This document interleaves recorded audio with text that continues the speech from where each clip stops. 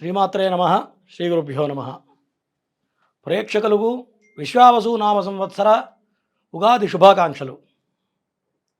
ధ్యానం వందే శంభౌమాపతిం సురగురుం వందే జగత్కారణం వందే పన్నగభూషణం మృగధరం వందే పశూనాం పతిం వందే సూర్యశశాంగమన్యనయనం వందే ముకుందప్రియం వందే భక్తజనాశ్రయం చ వరదం వందే శివం శంకరం.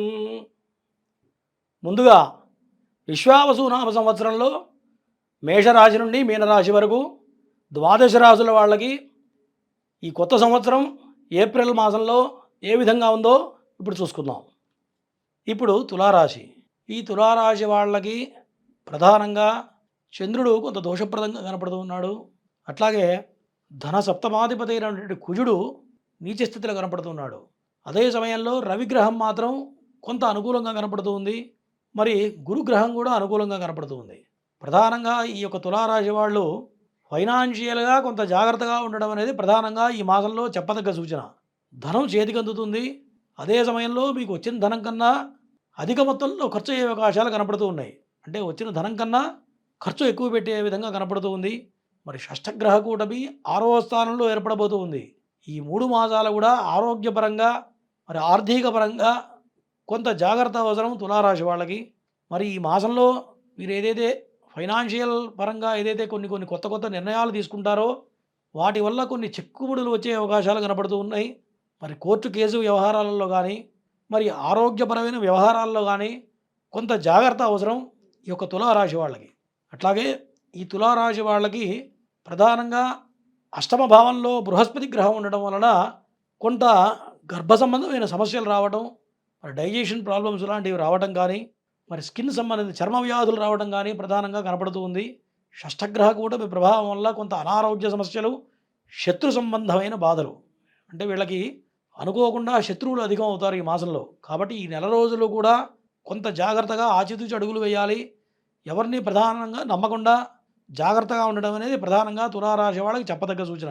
మరి ఎవరైతే సినీ రంగ ప్రముఖులు, రాజకీయ రంగ ప్రముఖులు, కొంత మీడియా రంగంలో ఉన్నవాళ్ళు ఈ తులారాశి వాళ్ళు అధిక మొత్తంలో ఉంటూ ఉంటారు. మరి ఈ యొక్క మీడియా రంగం వాళ్ళందరికీ కూడా అనుకూలంగా ఉంది. మరి వివాహ ప్రయత్నాలు చేసే వాళ్ళకి మాత్రం కొంత వ్యతిరేకంగా ఉంది. భృగు షట్క దోషం అంటూ ఉంటారు.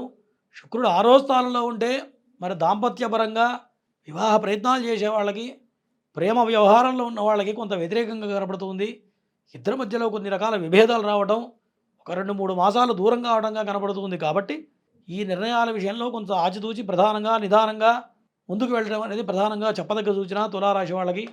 అట్లాగే మరి దశమ భాగ్యాధిపతి అయినటువంటి ఈ తులారాశి వాళ్ళకి బుధగ్రహం నీచ స్థితిలో ఉంది. కాబట్టి తండ్రి పరంగా ఆరోగ్యం జాగ్రత్తగా ఉండాలి, ఆర్థిక పరంగా జాగ్రత్త ఉండాలి. ఖర్చులు కొంత అధిక మొత్తంలో ఖర్చు అయ్యే అవకాశాలు కనపడుతూ ఉన్నాయి. మరి రవి ఉచ్చస్థితిలో ఉండడం కూడా కొంత అనుకూలంగా ఉంది. పిల్లల విషయంలో కొంత అనుకూలంగా ఉంది. పిల్లలకు సంబంధించిన వ్యవహారాలు మొత్తం అనుకూలంగా ఉంటాయి. పిల్లల నుంచి ఏదైతే ధనం మీకు కొంత చేతికి అందుతుంది. మరి విదేశీ ప్రయత్నాలు చేసే వాళ్ళకి అనుకూలంగా ఉంది. అష్టమంలో గురుగ్రహం ఉండడం వల్ల చాలా అనుకూలంగా కనపడుతుంది తులారాశి వాళ్ళకి.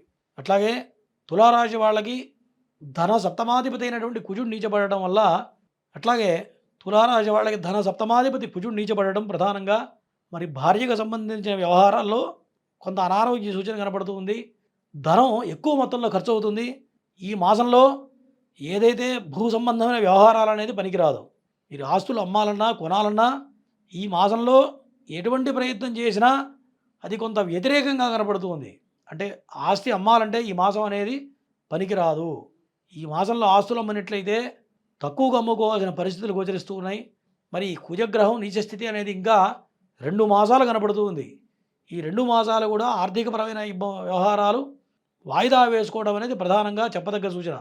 భూ సంబంధమైన వ్యవహారాలు కూడా వాయిదా వేసుకోవాలను. తర్వాతే భార్యకు సంబంధించిన అనారోగ్య సమస్యల విషయంలో కూడా కొంత జాగ్రత్త అవసరం. మరి వాహన ప్రమాదాలు జరిగే అవకాశాలు కనపడుతూ ఉన్నాయి. వాహనాల మీద ప్రయాణం చేసేవాళ్ళు చాలా జాగ్రత్తగా ఉండాలి. ఎటువంటి జాగ్రత్త అంటే మీ జాగ్రత్త కాదు, ఎదుటివాడి జాగ్రత్త కూడా మీరే తీసుకోవాలి. ఎందుకంటే కుజుడు బాగుండినప్పుడు ఖచ్చితంగా వాహన ప్రమాదాలు జరగడం. మరి నిన్నగాక మొన్న భూకంపం సంభవించింది. ఆ భూకంపంలో 200 మంది చనిపోయారని చెప్తూ ఉన్నారు. ఇదంతా కూడా ఒక పక్క షష్టగ్రహ కూటమి ప్రభావంతో పాటుగా కుజుడు నీచపట్టం ఇదంతా కూడా ఇది ఎంత సూచన మాత్రం సూచన. అంటే ఆరంభంలోనే ఇట్లా ఉందంటే దేశం రాబోయే రోజుల్లో కొన్ని రకాల విపత్తులు జరగబోతూ ఉన్నాయి. ఈ 2 మాసాలు కూడా కొన్ని విపత్తులు జరగబోతూ ఉన్నాయి. కుజుడు కుజుడు నీచ స్థితిలో ఉండడం షష్టగ్రహ కూటమి. మరి దీని ప్రభావం తులారాశి వాళ్ళకి కూడా చాలా బలంగా కనపడుతుంది. కాబట్టి ప్రతి విషయంలో కూడా ఆర్థికపరమైన విషయం కానీ, మీరు చేసే వ్యవహారంలో కానీ, వృత్తి ఉద్యోగ వ్యాపారాల్లో కానీ, మరి భార్యకు సంబంధించిన వ్యవహారాల్లో కానీ, ఈ ఈ అన్ని రకాల విషయాల్లో చాలా జాగ్రత్తగా ఉండడం అనేది ప్రధానంగా తులారాశి వాళ్ళకి చెప్పదగ్గ సూచన. అయిందా? మరి ఈ తులారాశి వాళ్ళకి సంతానపరంగా కూడా సంతాన ప్రయత్నం చేసే వాళ్ళకి కొంత వ్యతిరేకంగా కనపడుతుంది. ఈ మాసం కొత్తగా పిల్లలు లేక ఇబ్బందులు పడుతున్న వాళ్ళు సంతాన ప్రయత్నాలు చేయడం అనేది ఈ మాసం వాయిదా వేసుకోవడం అనేది ప్రధానంగా చెప్పదగ్గ సూచన. మరి ఈ తులారాశి వాళ్ళకి ఈ విశ్వావసు నామ సంవత్సరం ఏప్రిల్ మాసంలో చెప్పినటువంటి దుష్ఫలితాలు తొలగిపోవాలంటే ప్రధానంగా దైవ బలం కావాలి. ఎందుకంటే మరి దైనందిన జీవితంలో ఆరోగ్యం మహాభాగ్యం అని చెబుతూ ఉంది. ఆరోగ్యం బాగుండాలన్నా, మరి ఫైనాన్షియల్గా చాలా జాగ్రత్తగా ఉండాలన్నా, మరి మనసు కరెక్ట్గా పనిచేయాలన్నా కూడా దైవ బలం కావాలి. ఈ సమయంలో దైవ బలాన్ని పెంపొందించుకోవడం అనేది ప్రధానంగా తులారాశి వాళ్ళకి చెప్పదగ్గ సూచన. మరి ఈశ్వరారాధన చేయడం వల్ల చెప్పిన దుష్ఫలితాలన్నీ కూడా తొలగిపోతాయి. అందుట్లో సందేహం లేదు. అనుకూలమైనటువంటి వర్ణం ఈ రాశి వాళ్ళకి శ్వేతవర్ణం చాలా అనుకూలంగా ఉంది. ప్రధానమైన పనులు చేసే సమయంలో శ్వేతవర్ణ వస్త్రాలు ధరించి ముందుకు వెళ్ళినట్లయితే ఆ రోజు మొత్తం కూడా అనుకూలంగా ఉండబోతుంది తులారాశి వాళ్ళకి. ఇంతవరకు ఈ ఏప్రిల్ మాసంలో విశ్వావసు నామ సంవత్సరంలో మాస ఫలితాలు చెప్పుకున్నాం.